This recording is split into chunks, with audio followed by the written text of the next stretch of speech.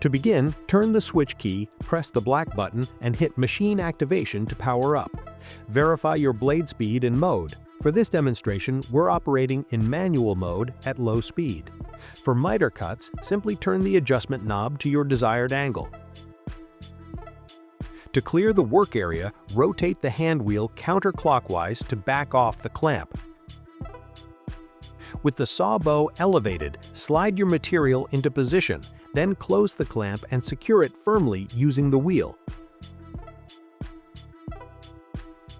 Finally, squeeze and hold the trigger to engage the blade and begin your cut.